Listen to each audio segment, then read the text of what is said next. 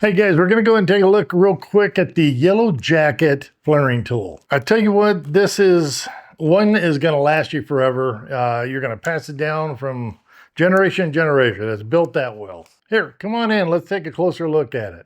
I tell you what, I love this thing. It has all the different sizes, of course. If you look at this right here, which is really nice. See these bumps?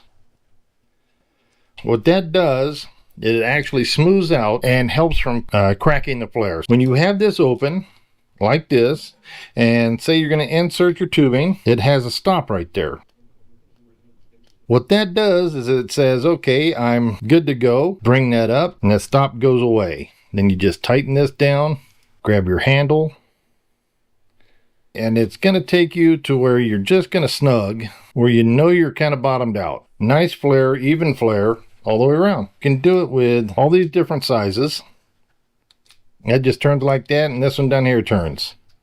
You're going to love to have this if you don't already have one. So as you can see, this thing packs a ton of benefits in it, and you don't have all these extra pieces you got to mess with. That's the thing I like, because you're not going to lose all the dies. Hey, maybe you ought to take a look at this. It's worked for me for just a lot of years. I think you're going to like it.